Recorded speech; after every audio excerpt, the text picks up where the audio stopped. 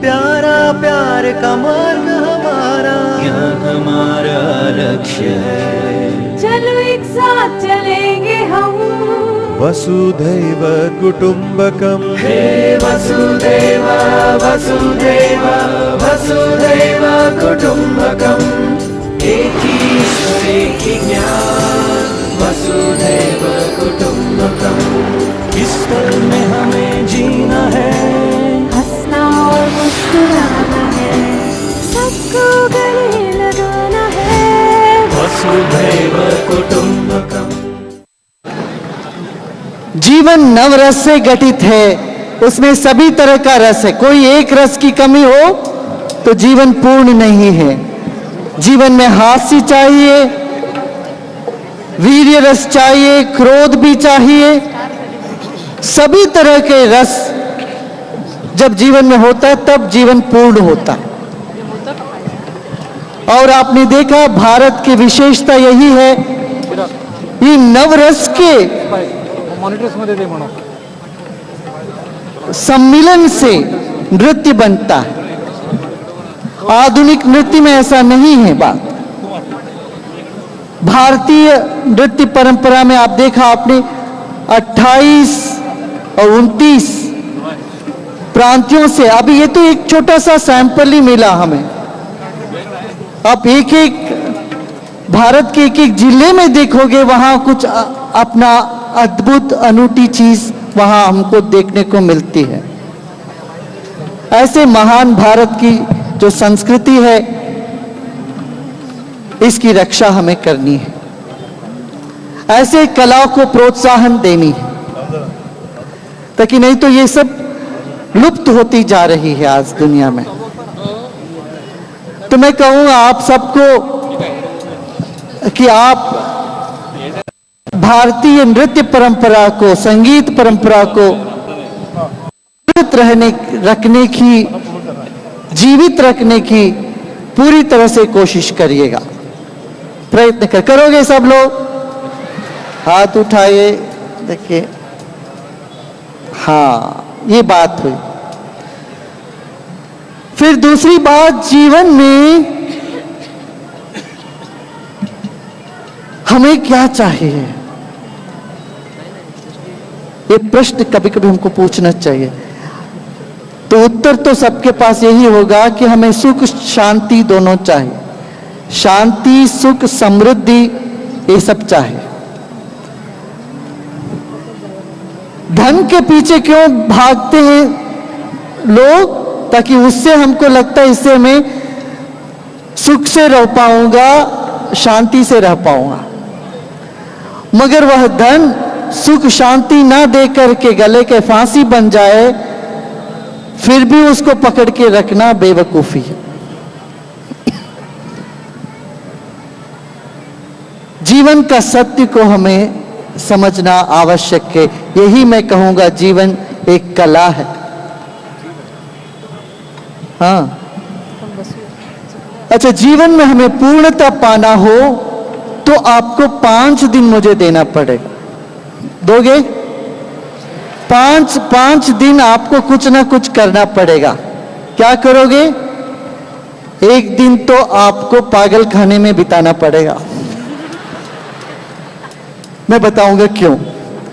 एक दिन आपको बिताना पड़ेगा जेल में, एक दिन आपको बिताना पड़ेगा अस्पताल में, एक दिन खेती में और एक दिन स्कूल में। ये 5 दिन आप अपने जीवन में पूरी तरह से बिताओगे, आपका जो व्यक्तित्व है ना, वो खिल जाएगा। मैं एक एक अभी बताऊंगा। एक दिन जो आप खेत में बिताओगे, तब आपको पता चलेगा किसान वहां कितना मजदूर कर रहा है, कितना परिश्रम करके आपका पेट भरने के लिए काम कर रहा है।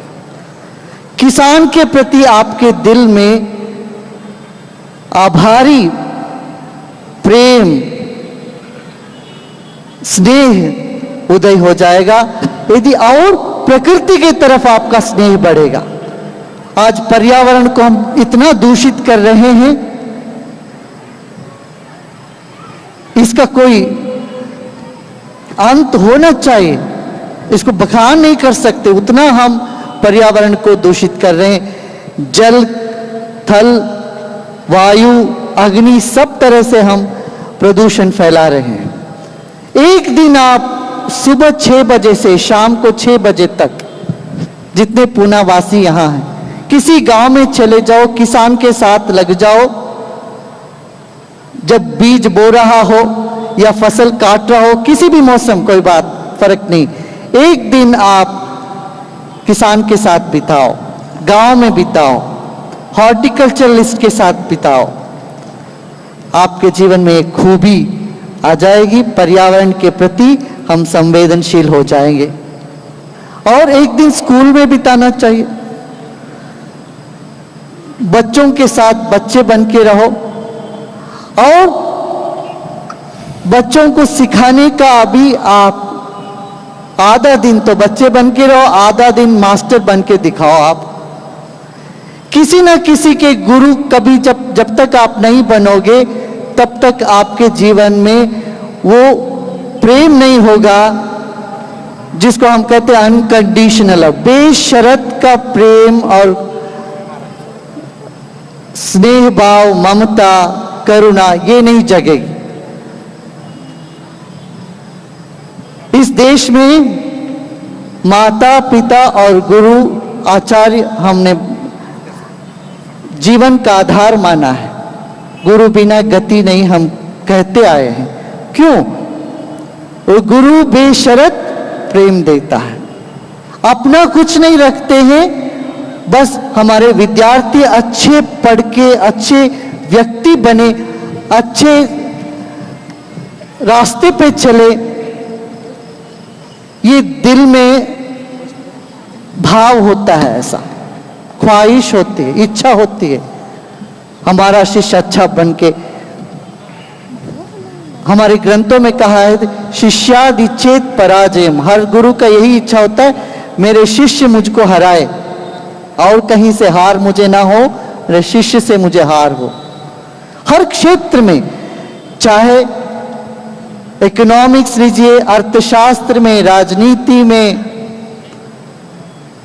सामाजिक किसी भी क्षेत्र में, कला में, अध्यात्म में, हर गुरु की इच्छा यही होनी चाहिए हमारे शिष्य हमसे आगे बढ़े, जो हमने हासिल किया इस विद्या को और फैलाएं, पनपे, ये चीज, ये भाव होता है। तो एक दिन आप स्कूल के टीचर बन के काम करोगे, आपको पता चलता है कि बच्चों को कैसे पालना चाहिए।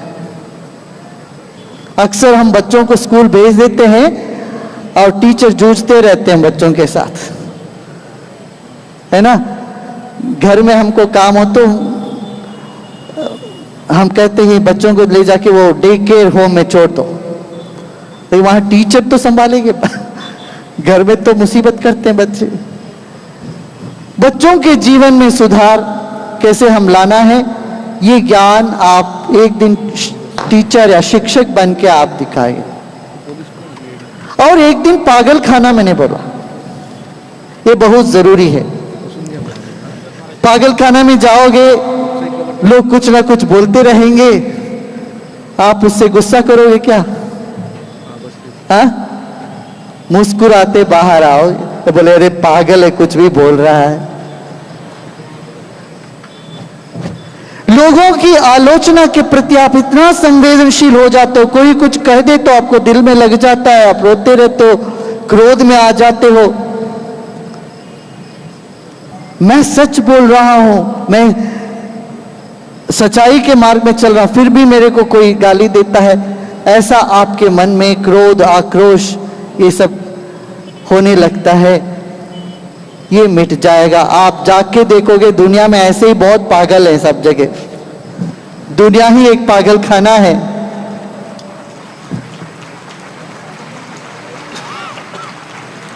एक दिन तुम पागल बन के देखो, फिर तुम्हारे भीतर वो अहंकार नहीं रह जाएगा। जीवन में आप निखर जाओगे, हर परिस्थिति में मुस्कुराते मुस्कुराते आप आगे बढ़ोगे। इसलिए पागल खाना जाना बहुत जरूरी है, सिर्फ एक दिन के लिए। फिर एक दिन कारागृह जाना चाहिए, पता है क्यों? वहां जो कैदी है उनसे आप बात करो, आपको लगेगा अरे बेचारे किसी एक क्षण, ऐसा क्षण में आके इन्होंने ऐसा गलती कर बैठा, जीवन भर भुगत रहा है। ऐसी करुणा आपके दिल में आएगी। जिसके जीवन में करुणा नहीं है वो मनुष्य जीवन नहीं जी रहे, ये मेरा मानना है। तो एक दिन यदि आप जेल में बात करोगे, आपको लगेगा जिनको हम अपराधी करके जेल में बंद कर दिए हैं, उनके भीतर भी एक इंसानियत, मनुष्यत्व है। क्या पता आप भी ऐसी परिस्थिति में कभी हो जाते। भगवान की दया से आप सन्मार्ग में चल रहे हो, आपको थोड़ा बहुत काबू अपने मन पर रहा, तो आप उस स्थिति में नहीं गए। आपके मन में दया आएगी, आप समझ पाओगे एक कल्प्रिट के भीतर भी एक विक्टिम बैठा है। जो हमें उपलब्ध हुआ प्रशिक्षण, जो हमको उपलब्ध हुआ ज्ञान, वो उस व्यक्ति को नहीं मिल पाया, इसीलिए वो वैसी स्थिति में है। ये भाव आपके भीतर जागेगा तो आपके व्यक्तित्व में एक खूबी, एक सुंदरता निखर आएगी। हाँ? तो हो गया ना सब। पागल खाना एक दिन याद रहेगा, जाके सेवा करो वहां। आपने सुना है जवाहरलाल नेहरू एक बार पागल खाने में गए थे, वो इंसिडेंट सुना? कितने लोग सुने? कितने लोगों ने नहीं सुना? हाथ उठाना। अच्छा, एक बार जवाहरलाल नेहरू पागल खाने गए थे ऐसे देखने,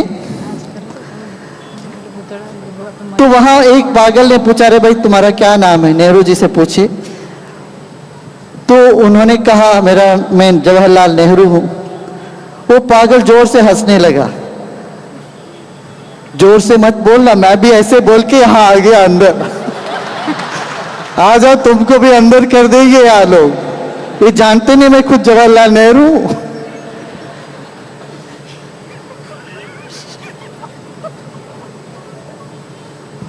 मैं कहूंगा ये अनुभव जो है हर व्यक्ति के जीवन में, जब अलग अलग लोगों से हम संपर्क करते हैं, उन सब के बीच में रह कर के हम अपने आप को जान पाते हैं।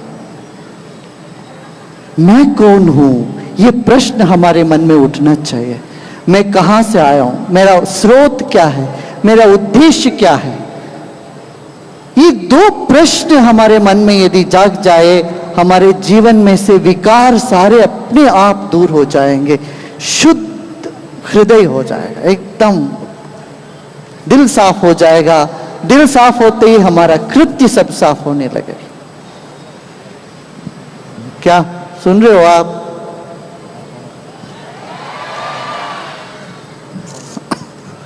तो ये 5 दिन एक साथ बिताने की जरूरत नहीं, एक एक करके धीरे धीरे ये अनुभव अपने जीवन में ले लेना, ठीक है ना?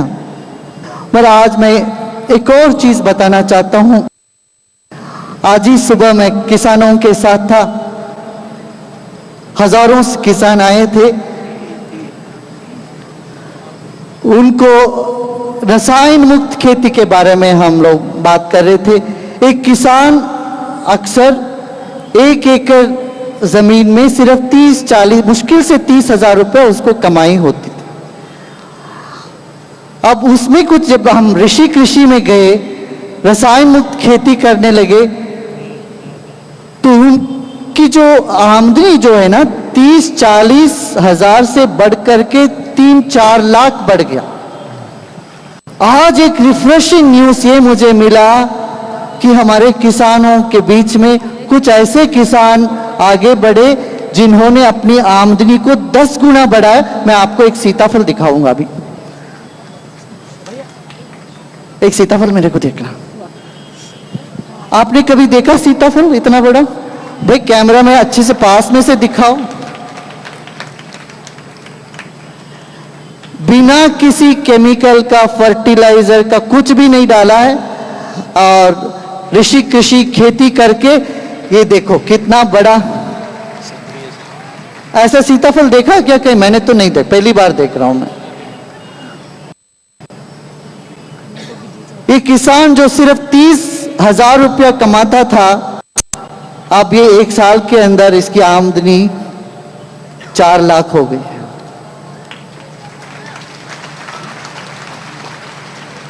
साइज देखो ना, अभी टेस्ट नहीं कर पाए, थोड़ा खड़क है, 1-2 दिन इसको लगेगा पकने के लिए। ऐसे ही डॉक्टर माधव पॉल ने कुछ एक्सपेरिमेंट करी और कुछ लोगों ने